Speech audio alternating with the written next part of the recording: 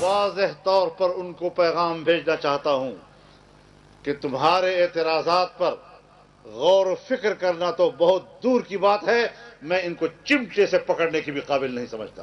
لوگ بضد ہیں کہ دینی مدارس کو دباؤ میں رکھنا ہے، پھر ان کو ہم بتائیں گے کہ آپ کا دباؤ چلتا ہے یا ہمارا دباؤ چلتا ہے۔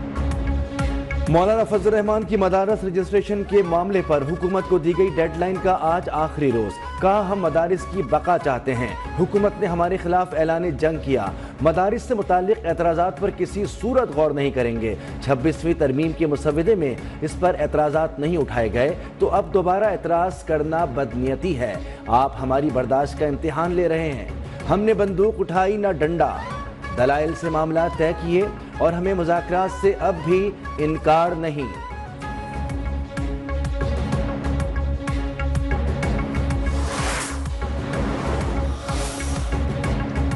مدارس کے خلاف کوئی کارروائی نہیں کی جا رہی، خوف و ہراس نہ پھیلایا جائے، چیئرمین آل پاکستان علماء کونسل علامہ طاہر اشرفی کا کہنا ہے کہ فضل الرحمان صرف یہ بتائیں تعلیم کا صنعت اور وزارت داخلہ سے کیا تعلق ہے، مولانا کا جو کچھ حکومت سے طے ہوا وہ مولانا ہی بتا سکتے ہیں۔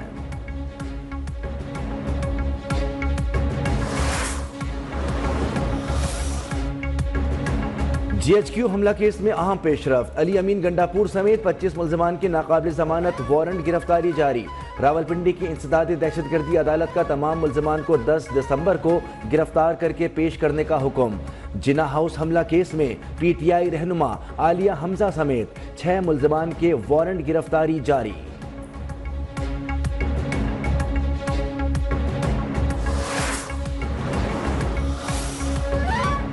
شروع سے آخر تک بشرا بی بی کے ساتھ تھا، اگر بشرا بی بی نے اکیلے چھوڑے جانے کی بات کسی اور کے بارے میں کی ہے تو یہ ان کی ذاتی رائے ہے، وزیر اعلیٰ خیبر پختونخوا علی امین گنڈاپور نے بانی پی ٹی آئی کی اہلیہ کے ڈی چوک پر اکیلا چھوڑے جانے کے بیان کی تردید کر دی۔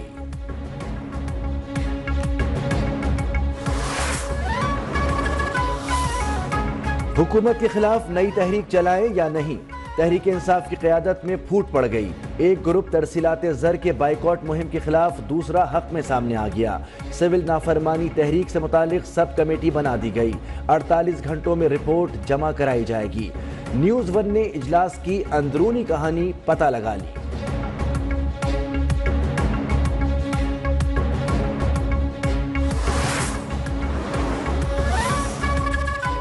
حکومت پیپلز پارٹی کے صبر کا مزید امتحان نہ لے، پیپلز پارٹی کے تحفظات شکایات فوری دور کرے، نائب وزیر اعظم اسحاق ڈار سے ملاقات میں بلاول بھٹو کے گلے شکوے، ملاقات میں اندرونی کہانی سامنے آ گئی، اسحاق ڈار کی یقین دہانی پر بلاول بھٹو حکومت کو آخری موقع دینے پر آمادہ، کہا مجھ پر اپنی جماعت کا شدید دباؤ ہے، کوارڈینیشن کمیٹیوں کی ناکامی وزیر اعظم سے بات کروں گا۔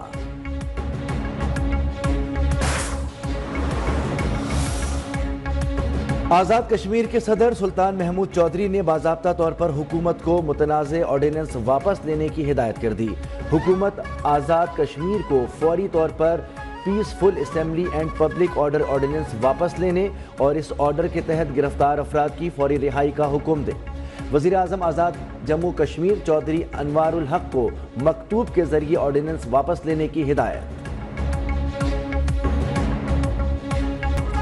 جنوبی کوریا کے صدر کے خلاف مواخذے کی تحریک ناکام، حکمران جماعت کے ارکان کا ووٹنگ سے پہلے واک آؤٹ، صدر نے مارشل لا لگانے پر معافی مانگ لی۔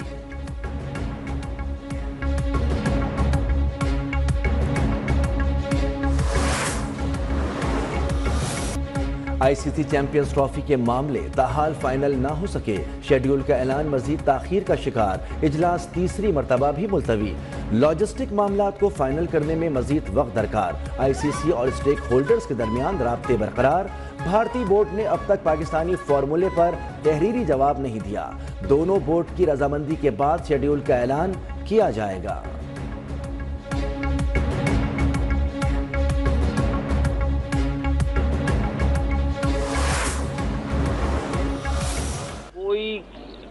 شرائط پہ اس ٹائم بات نہیں کروں گا، بیکاز میرا یہ ہے کہ پہلے ایک دفعہ آئی سی سی کے اجلاس میں چیزیں اپروو ہو جائیں، جن سے کہہ رہا ہوں کہ اللہ تعالیٰ بہتر کریں گے اور قوم کو مایوس نہیں کریں گے۔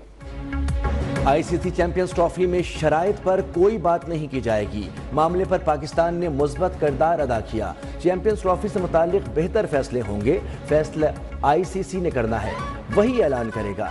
चेयरमैन PCB मोहसिन नकवी का दो टोक ऐलान, कहा बातचीत चल रही है, जैसे ही पेशरफ्त होगी आगाह करेंगे।